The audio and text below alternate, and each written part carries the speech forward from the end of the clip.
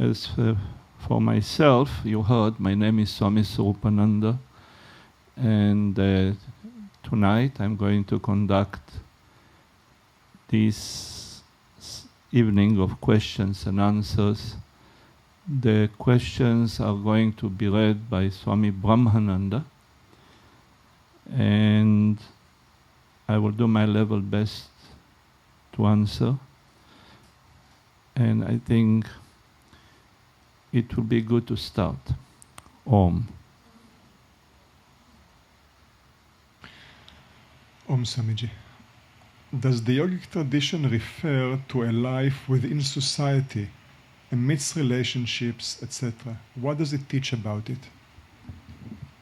I could not hear the beginning of the question. Om Swamiji. Does the yogic tradition refer or teach about a life within society, amidst relationships, etc.? What does it teach about it?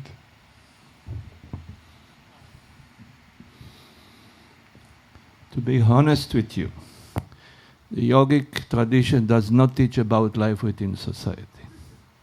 The yogic tradition actually teaches about temporarily, at least temporarily, withdrawing from society in order to discover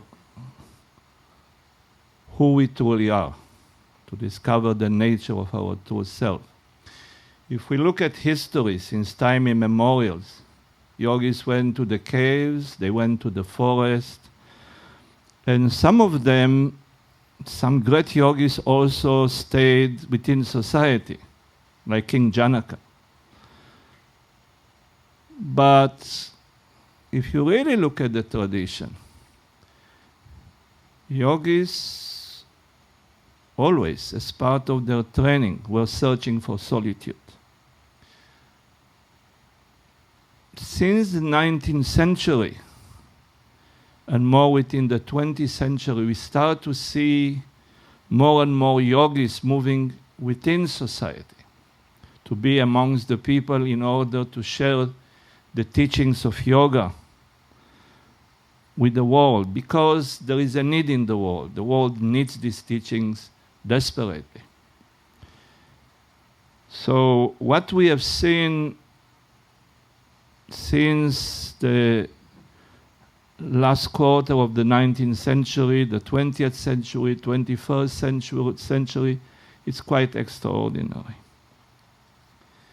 But the very nature of yoga requires solitude, inner solitude, but also some portions of the practice and the teaching require also external solitude.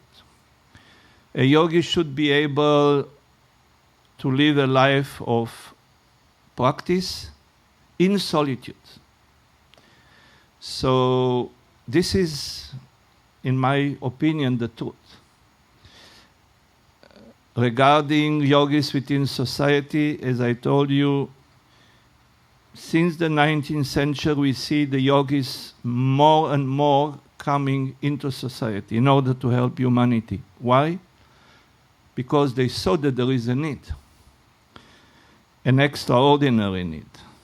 And we have seen it more and more and more and more. But even today, there are yogis which are living in solitude.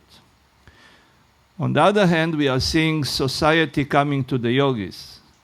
If you go to India, for example, Rishikesh, Swami Sivananda spoke about the beauty of Rishikesh, how beautiful the Ganga is, how beautiful the Himalayas are, the silence that prevails in Rishikesh. So many things the Master said about Rishikesh. But if you go today to Rishikesh, it's much busier, as you all know. I remember when I went with Swamiji to Gangotri. Even in Gangotri is very busy. So what to say about it? So now I would assume it becomes more and more difficult for the yogis to find solitude.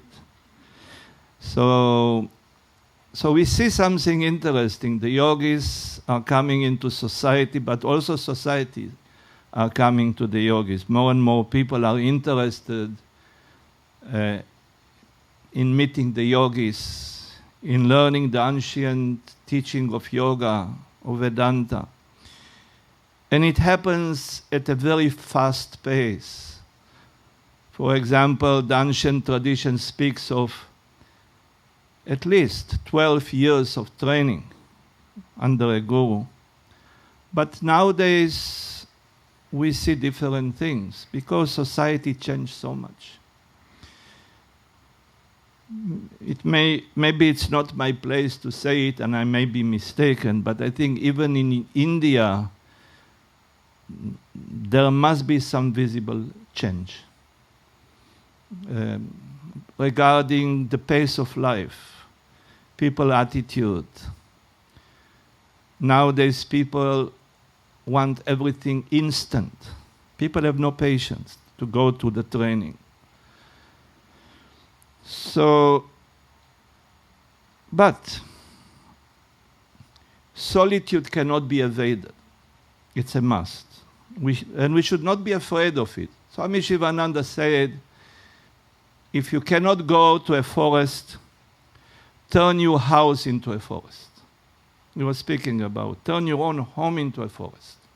Even if you are in New York City or wherever, turn your home into a forest.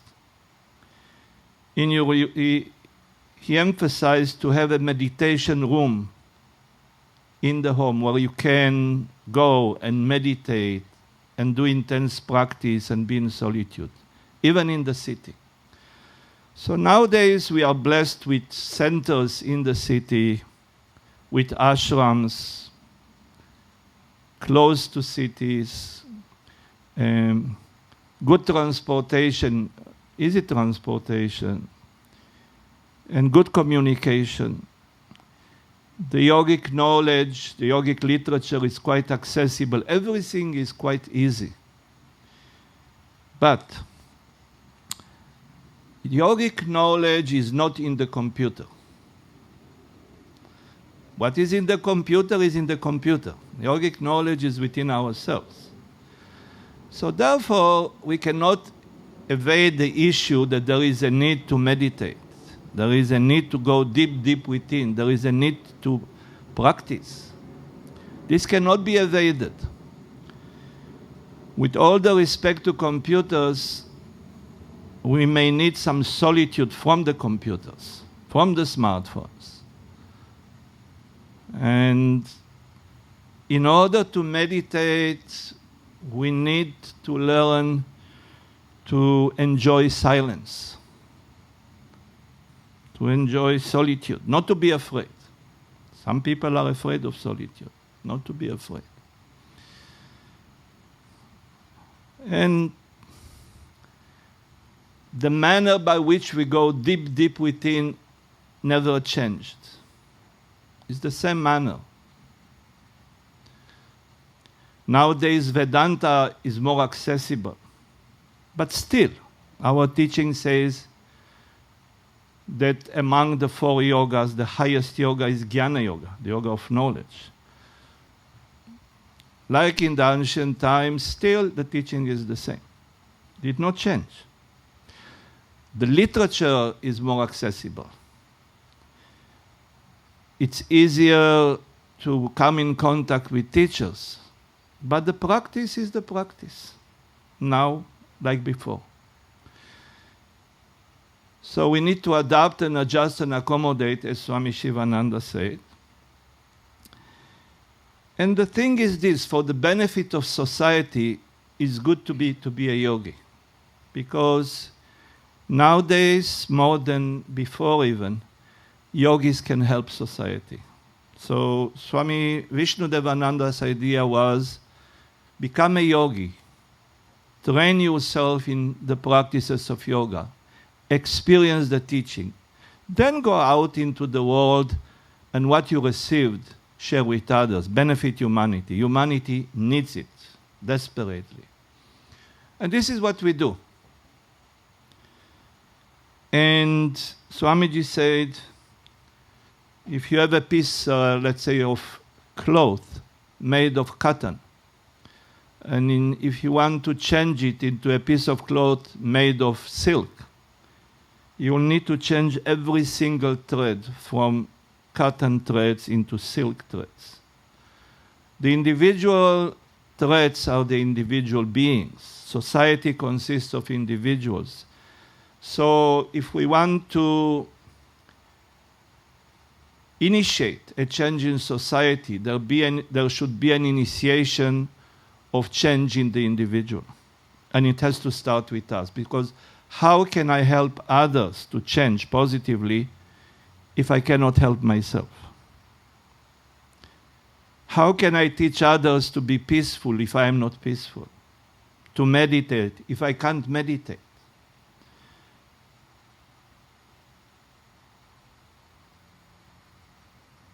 To realize the self if I am not a practitioner? Therefore, Swami Vishnudevananda said, become a yoga practitioner, not a yoga preacher. Don't be a yoga preacher, be a yoga practitioner. Definitely we need to teach. When we teach, we need to communicate. But what are we going to communicate? It's better to communicate what we are.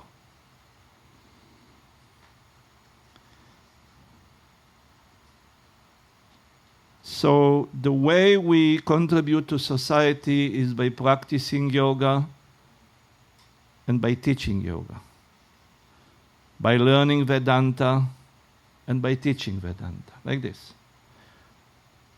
And by being trained in the ashram and then going out of the ashram into the cities, within society, and sharing the knowledge of yoga with everyone. As you know, the latest statistic says that about 1 billion people in the world are practicing yoga. Some type of yoga. And if you speak with people that practice yoga, you will hear how much yoga benefits the human being. You will hear lots and lots and lots of stories of a positive nature. Especially if you hear the individual stories. Even here in the ashram, we have a few hundred people. If you speak with people, you will hear how much yoga benefits. It's tremendous. So, when Swami Vishnudevananda created the yoga teacher training course, he had a vision. The first yoga teacher training course happened in 1969. At that time, Swamiji had a vision of millions and millions and millions of people practicing yoga and learning the ancient science of yoga. And some people ridiculed him. Some people thought this is just imagination. How can it be? At that time, yoga was considered to be a fringe type of science. But everything that Swamiji saw and said came true. And in this organization alone, more than 40,000 people were trained to become yoga teachers. In this organization alone, the yoga teachers reached millions. Millions. And those millions are touching the life of other people. So I think you start to get an idea regarding the role of yogis within society. Now, mind you, yoga is not just yoga asanas, pranayama, meditation, and so on. But the most fundamental yoga is karma yoga. Serving our fellow beings selflessly. Taking care of our fellow being. Swami Sivananda said, clothe the naked, feed the hungry, heal the sick, This was his teaching. So yogis all around the world are helping so many people, so many children, so many hungry people. So many people that are in the middle of war, and they are giving hope to a humanity which to a certain degree lost faith. And hope, faith are very necessary. We need to have conviction that humanity has a bright future. Then we can help others. So this is what I have to say about the involvement of yogis within society.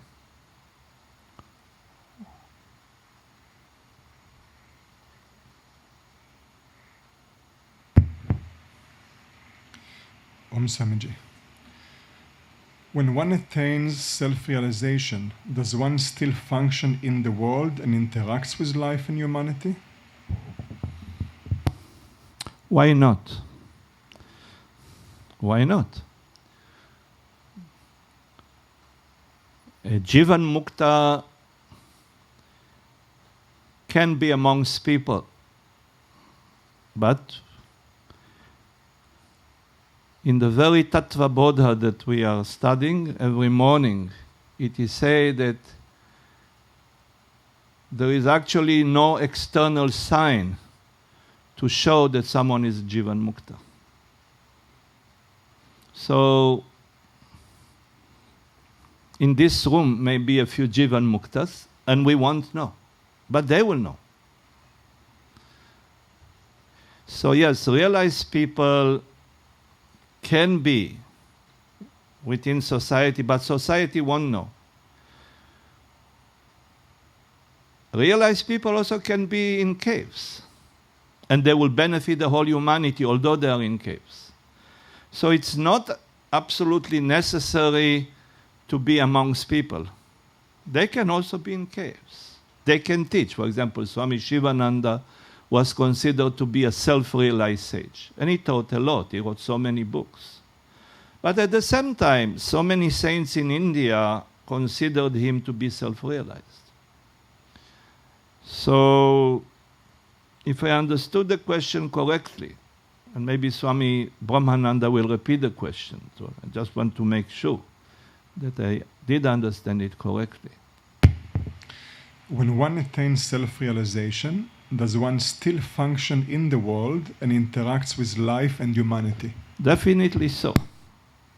Definitely so. Why not? How do you think 2 millennia people received the knowledge?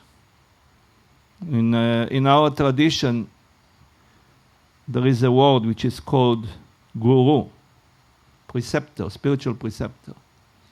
And you have Sadguru, perfect preceptor. Sadguru has 2 qualifications. A perfect teacher has 2 qualifications. One qualification is that he is well versed in the scriptures. He's a Shrotriya, well versed in the scriptures. But the other qualification is that he has to be self-realized. So such a teacher can teach other people how to attain self-realization. So 2 millennia, self-realized masters taught others. So this is the proof that, yes, self-realized being can be amongst people, operate amongst people, and teach and help others. Definitely so. And it is still happening. So definitely it is so.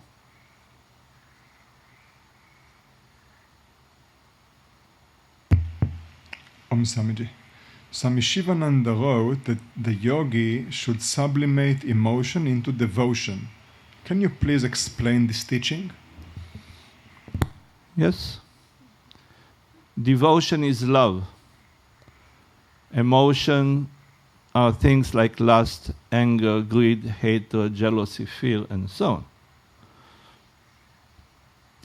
These lower emotions, through the practice of bhakti yoga, of the yoga of devotion, can be sublimated to a higher form, which we call bhakti, devotion. What is devotion? Is love. That love is directed towards Ishvara, the Supreme Lord. But in order to attain that state of bhakti, the person, first of all, needs to purify his or her own heart. By what manner? Through the practice of karma yoga.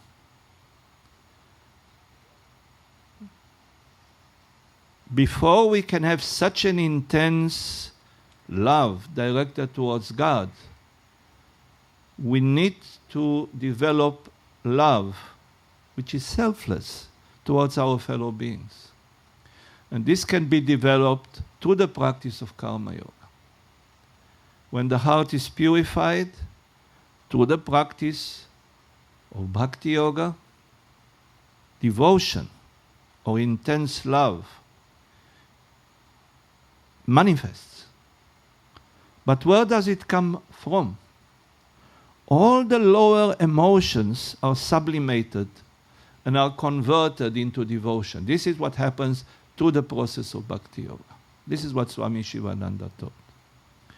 So in bhakti yoga, we do not suppress emotions, but we convert them into devotion, into divine love.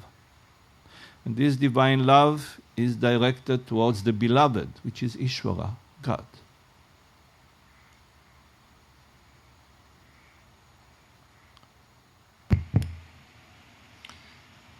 Om Swamiji.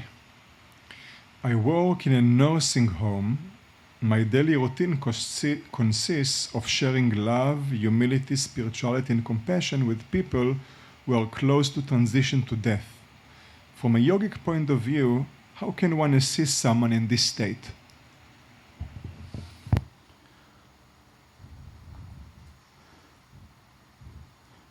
I think walking with dying people, it's a wonderful way of service or karma yoga. How can we help people?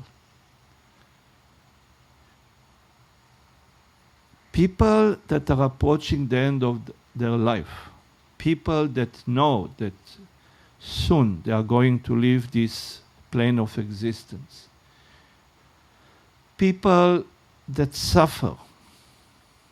Many, many times they are more open to these teachings.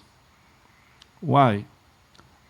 Unlike ourselves, they do not suffer from the illusion that we have infinite time, right? Like we think, oh well,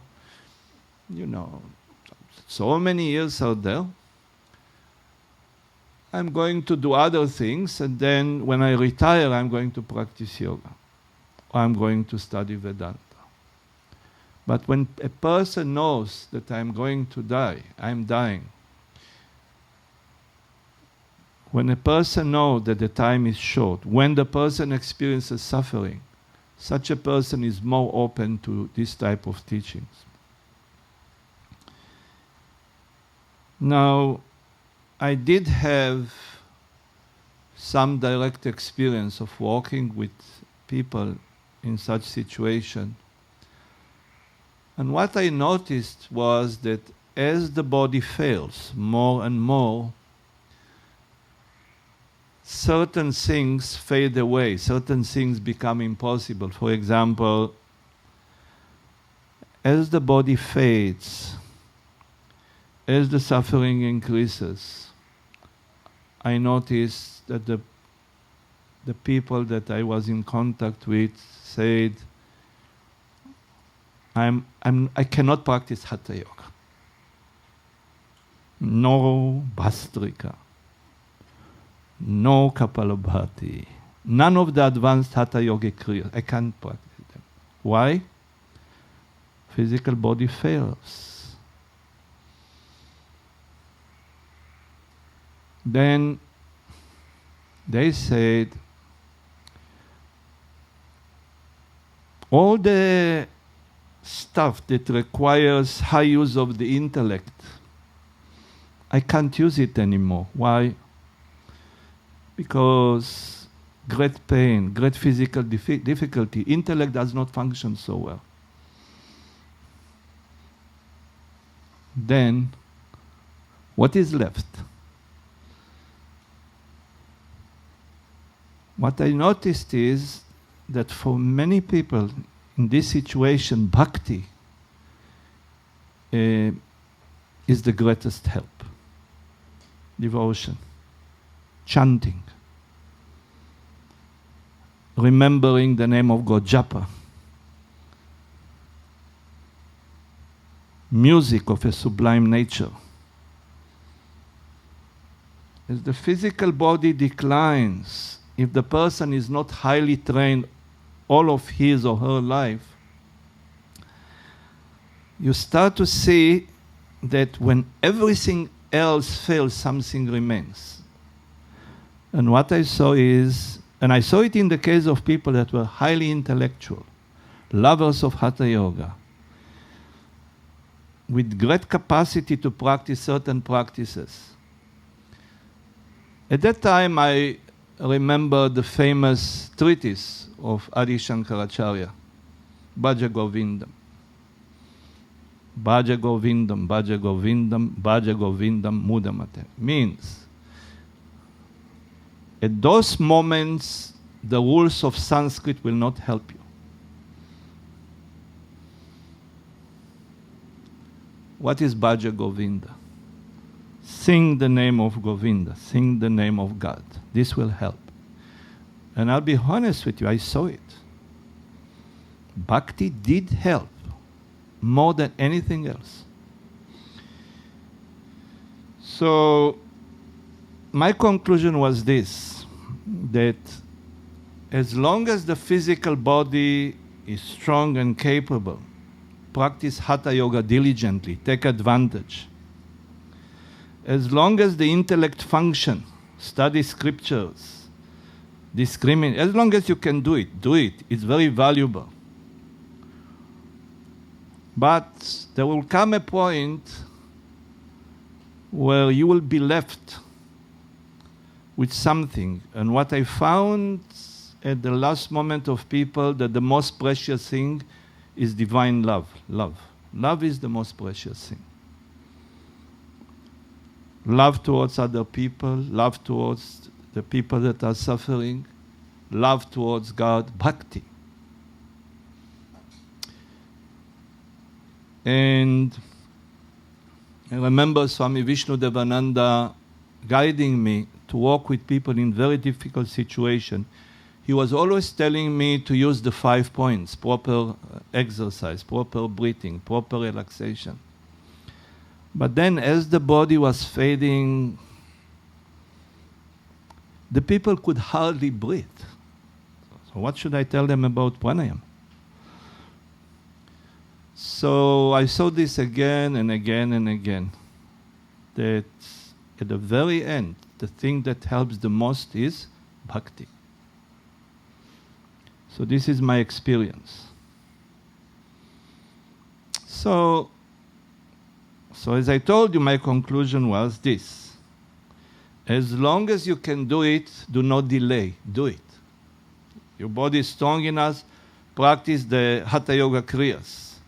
Mind is strong enough, practice the Raja Yoga Kriyas. Study the scriptures. You need to, the intellect has to be clean and clear and sharp. Yes, wonderful. As long as your intellect is sharp, study Sanskrit. Don't leave it to the last moment. At that time, Bhaja Govindam, Bhaja Govindam. Bhaja Govindam Mudamate means sing the name of the Lord. Not the Sanskrit at that time won't help. That's what I know. And bhakti is mainly love. Divine love.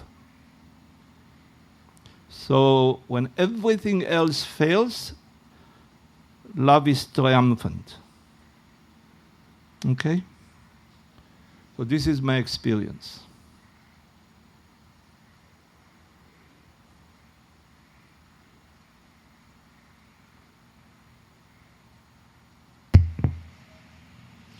Om Swamiji.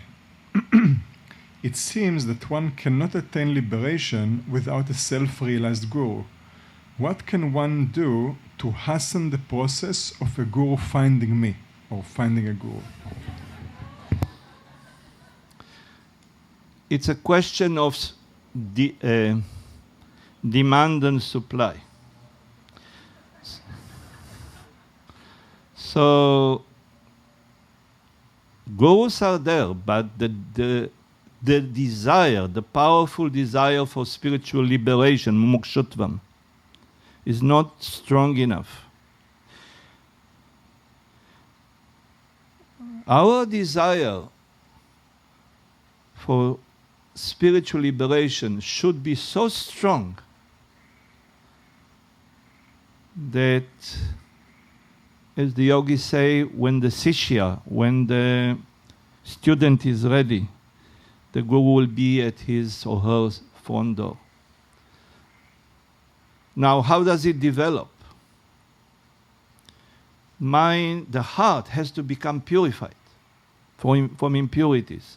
Main impurity is selfishness. The mind is to be purified from vikshepa. Vikshepa means the tossing of the mind, the outgoing nature of the mind. Mainly through the practice of bhakti yoga. So, when we look at all the factors, the most important factor is the desire for spiritual liberation. This is the demand. When the demand is very, very strong, when the person truly prays to God, please send me a teacher, it's possible that the teacher will show up. On the other hand, don't be lazy. Since time immemorial, seekers were moving around, meeting saints, meeting holy people, meeting teachers, in search of a guru, in search of a teacher. They didn't just sit at home and say, well, when will God send me a teacher?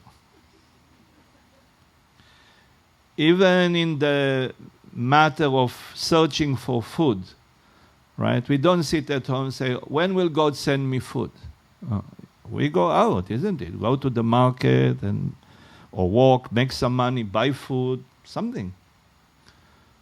It's more difficult to find a self-realized being than finding food in the market.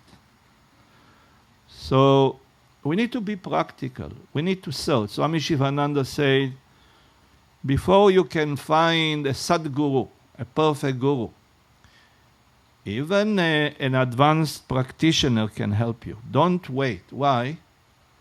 Because next moment you may leave this physical plane. You may die. We need to understand this very, very well. How long we are going to live, it's truly unknown. Some people say that they know.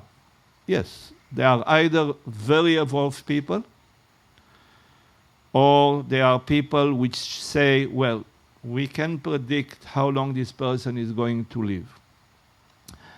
But the attitude of a practitioner should be, the next moment is totally uncertain. Therefore, the effort must be done now. What is the most important thing? If I desire to study yoga, if I desire to study Vedanta, I need to find a teacher. I should not delay. So we should not be lazy. We should be practical. We should search for a teacher. When we find a good teacher, we should study with that teacher. Eventually, we are going to find our own guru, or our own guru is going to find us. But we cannot just wait all of our life, waste our life, saying, when will the guru show up? The Guru will show up when our desire is so strong that our action follows that desire. The action is also strong. We are searching for the Guru. We are approaching teachers. We are learning. We are practicing. Then one day, the Guru is going to show up. No doubt about it. So let's not waste our life. Let's utilize time in a wise manner. Let's learn and practice.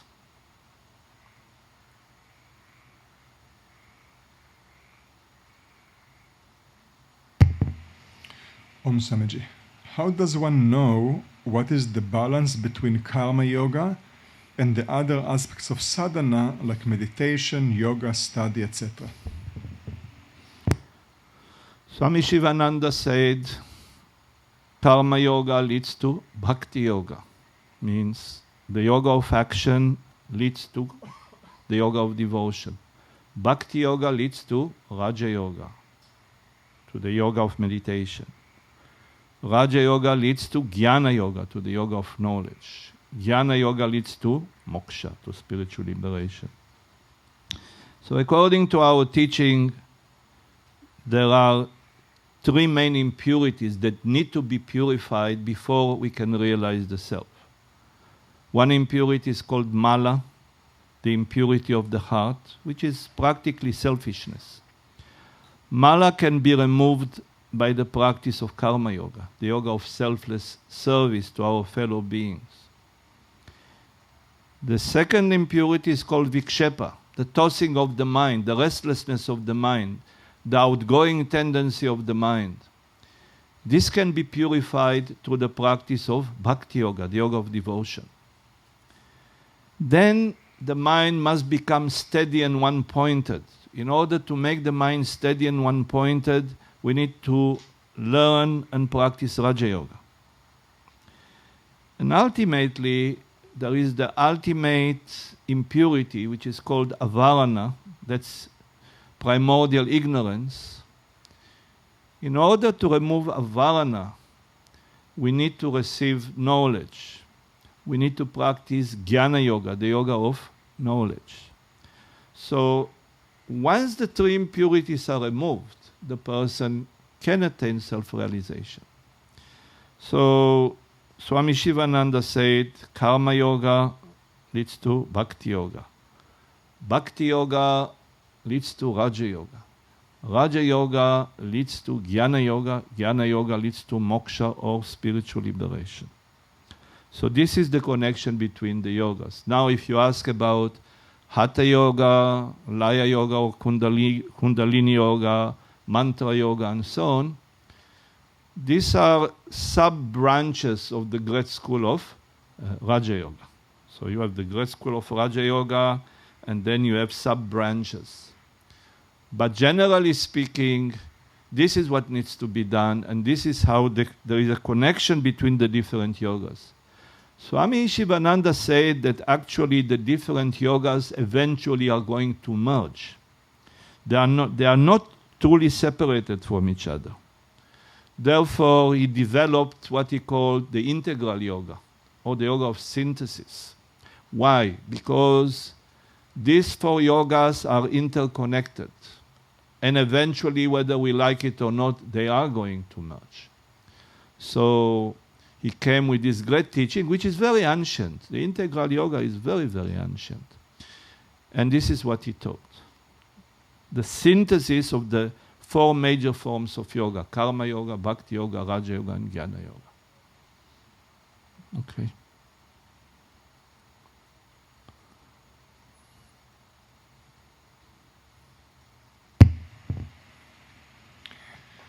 Om Swamiji, how does one apply the teachings of Vedanta in daily life?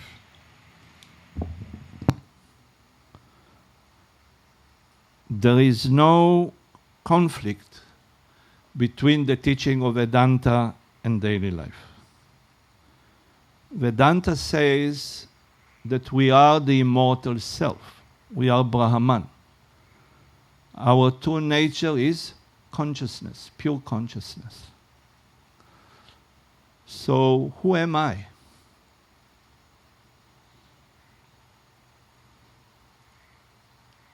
when I look,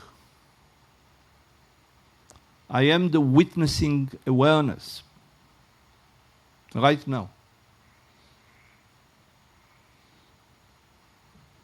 There is a subject and there are objects. I can ask anybody, are you the subject or are you the objects? I can go from person to Swami Brahmananda. Kindly tell me, are you the knowing subject or are you the observable objects? What do you think? The knowing subject. I can ask a little kid, they will tell you the same thing. I am the knower, and there are objects which are known. Now, can you stop being the subject? Can you decide from this moment on I will not be the subject, I will not be the knower? Can you do it? Can you? No. On the other hand, can you come to a state where there are no objects? Yes or no? Definitely. For example, every night we are in a state where there are no objects, deep sleep. But we are aware of deep sleep. We remember it. So what I'm trying to say, who am I right now? I am consciousness. This is not philosophy, this is factual. Now you are asking me, can you be what you are, which is pure consciousness, and what? In daily life. In daily life. The daily life of pure consciousness, what is it? Like, the question is it possible not to be what I am in daily life? Is there such a possibility? In my view, there is nothing that I can do to stop it. Because of it, I don't have to make any special effort in order to be it. Yes? Whether I know it or don't know it, I am it. Yes? I am consciousness, aren't you?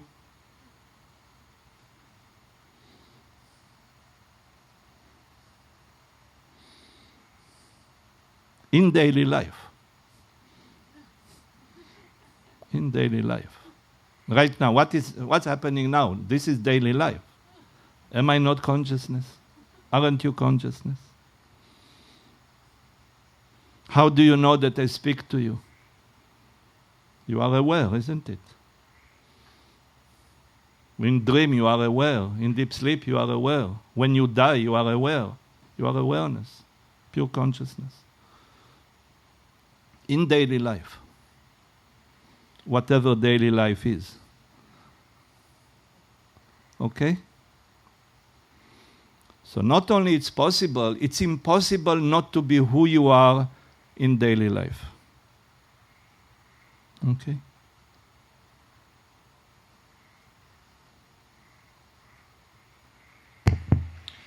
Om Swamiji, how do you love and care for your family without attachment?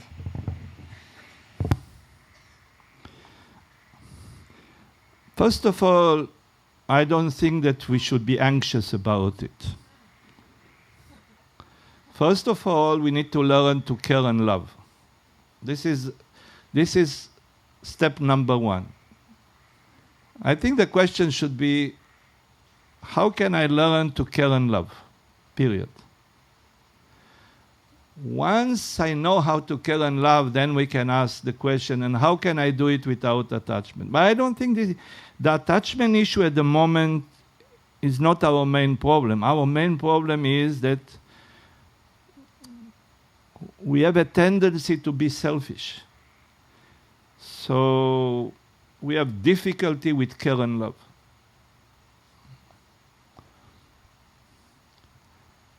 When we care and when we love, the heart gets purified. When the heart gets purified, there is less attachment. Then discrimination comes. Viveka, discrimination. When discrimination comes, because of the purification of the heart, because of the purification of the mind, because of the service to our own Guru, when discrimination comes, the issue of attachment and non-attachment becomes very, very clear. But I think that in the beginning, the main issue is, how can I love others? How can I can be more concerned about others? How can I serve others more? How can I think more about others than thinking about myself? I think this is the main consideration. Once this is done, the issue of non-attachment is going to be a natural outcome, because discrimination is going to manifest with purification. Okay? So if we have such a question, how can I love? How can I have more concern? The answer is practice karma yoga. This is the answer. It will purify the heart, it will purify the mind. And something interesting, Swami Sivananda writes about seva, about service. But then I was looking in the Bhagavad Gita. In how many places in the Bhagavad Gita we actually hear the word seva, service? It's quite interesting. We don't see this word in many places in the Bhagavad Gita. But it comes in relation to serving our own Guru. This is when it comes. But what happens if we don't have a Guru? We can serve humanity. We can serve our fellow beings. We can learn to love others, to help others, to do good to others, to remove the selfishness. It can be done. And the results are wonderful. To remove pain, as Swami Sivananda was teaching. Then things will become clearer and clearer. Then we will truly understand what is attachment and what is non-attachment. And how can we love and be non-attached? And Swami Sivananda was very clear about it. Karma yoga leads to bhakti yoga. Yes?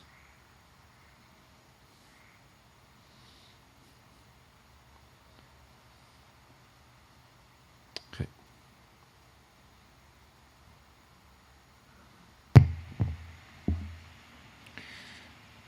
Om Swamiji, how can one adhere to daily sadhana routine in a very busy life?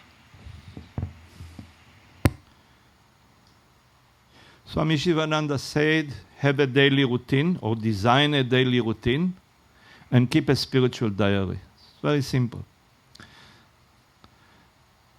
If you have a guru, you ask your guru for a daily practice routine. And then you can take, people in the West especially don't like the word commitment.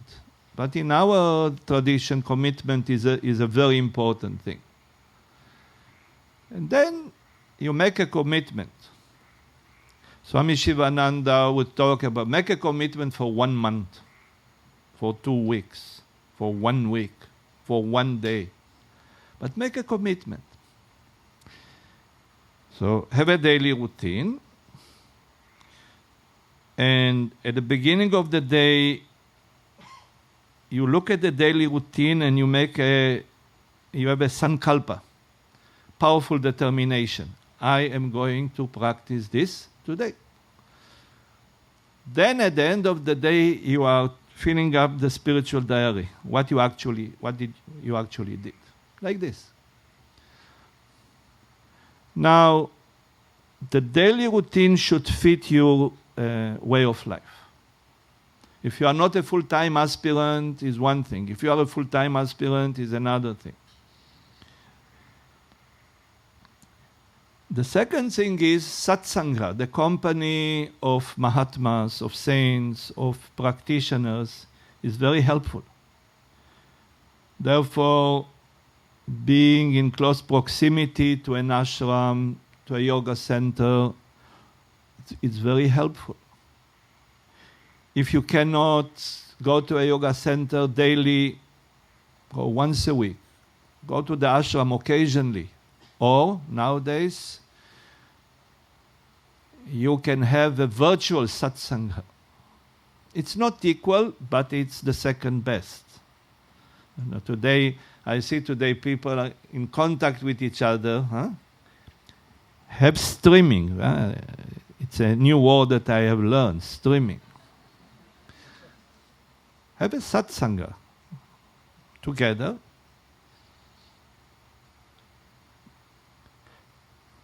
We say we are all together and each one on his own. Like this. But eventually have an actual satsanga, be in the physical presence and so on. Satsanga is very important, very supportive. Have a contact with a good teacher. Send to your teacher the spiritual diary once a month. Let the teacher check it up and send his remarks. This is very helpful. So, life may be busy, but have a spiritual routine and keep a spiritual diary. Be in contact with a teacher and have satsanga. Occasionally go to the ashram. Occasionally go to the yoga center. If you are a yoga teacher, teach yoga. This is very helpful. Go to the yoga center and teach yoga. Once a week, do some selfless service, karma yoga, like this. Swami Sivananda is very practical about it. This is what can be done, and it can be very successful.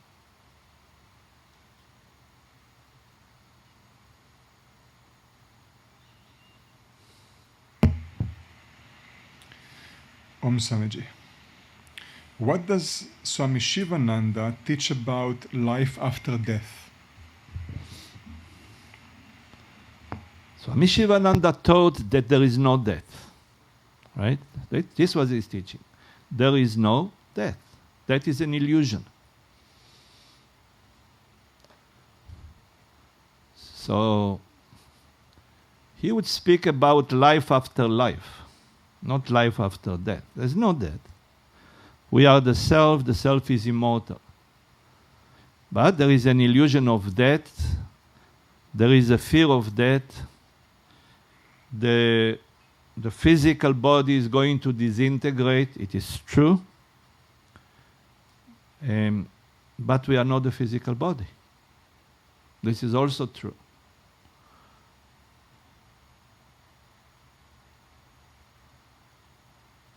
When we die, our consciousness continues.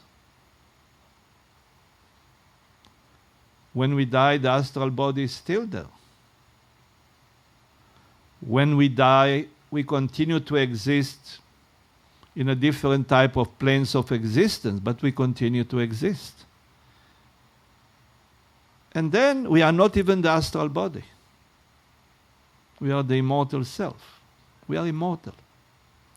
Actually, we are immortal. This is the teaching of Swami Sivananda. Death is an illusion, and we are immortal. Yes, there is pain and there is suffering. Why? Because there is ignorance. We are ignorant about our true nature. Therefore, we suffer.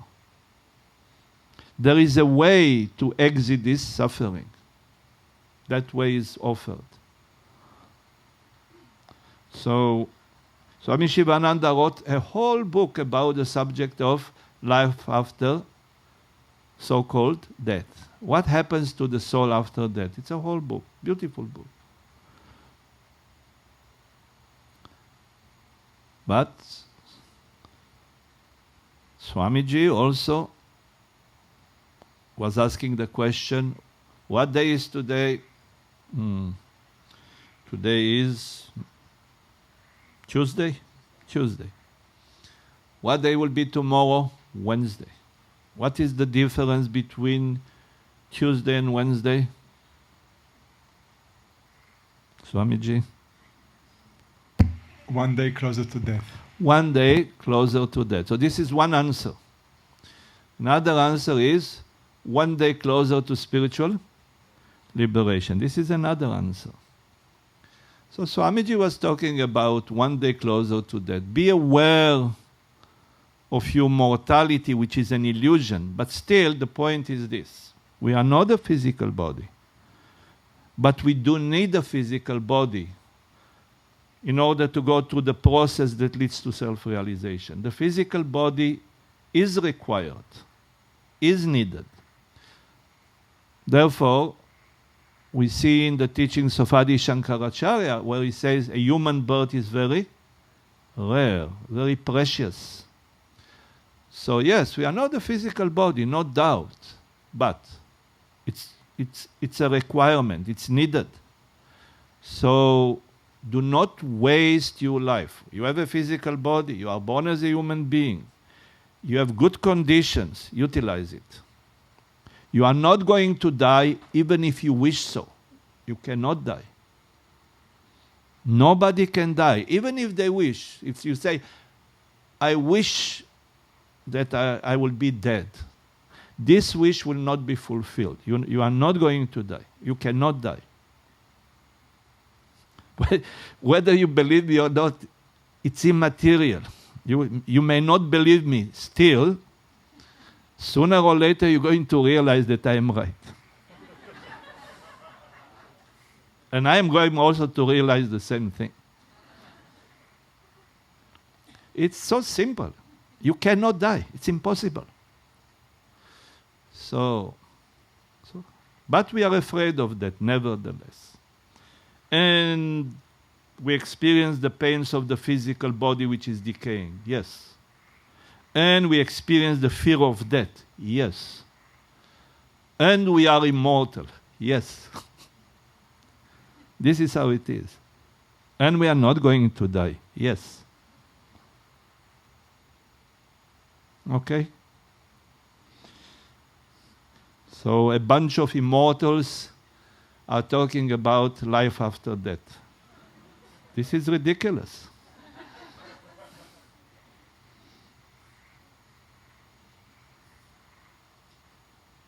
Last question.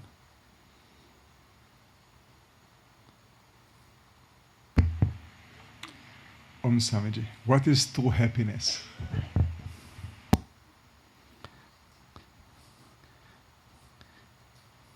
Again, this is a question for rich people, not for poor people. You know, it's like asking a pauper, a person which is very poor, what is real money? What do you mean? What is real wealth? What is true happiness? The better question is, what is happiness? And the answer is that thing which we desire the most. What is happiness? That thing which we desire the most. Like when you look at the ocean, you see big waves, small waves, icebergs, but it is all water. Then when we look at desires, we say big desires, small desires, different desires, and so on. But all of these desires can be summed up as a desire for Swamiji, I'm talking with happiness. A desire for happiness. It can be summed up. All desires can be reduced to one desire for happiness. So the thing that we desire the most to all of our desires is happiness. We don't desire pain. Even those people that desire pain, they desire pain for the purpose of happiness. So that thing which is sought the most is happiness. Why? This is the second question. Why? Because happiness is our real nature, bliss. Bliss is our real nature, undecaying happiness. Bliss. This is our nature. This is Like the nature of fire is to emit light and to emit heat. This is the nature of fire. Our nature is bliss.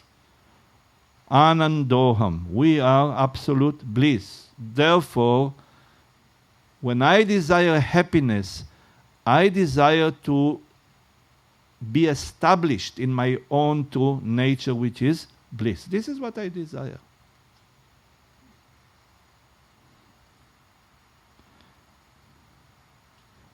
And I am ready to do anything in order to fulfill this desire. Anything.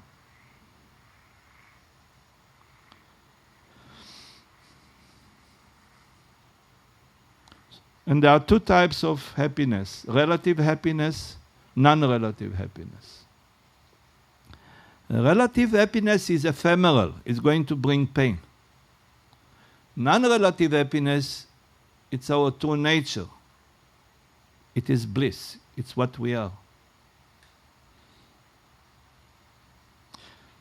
We are happiness, absolute, and we search for happiness. What is it? Happiness in search for happiness. So the good news are we are happiness right now. We cannot be something else. Doesn't matter what we say, what we do. We are happiness.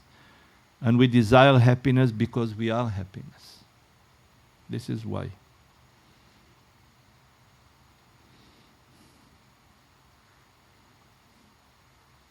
We are love, and we desire love because we are love.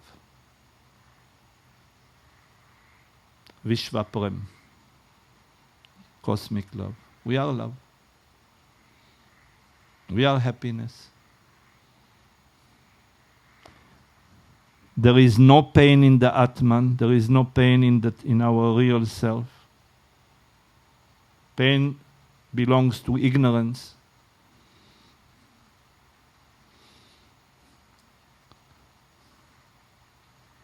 So a bunch of people whose nature is happiness are searching for happiness. What is it?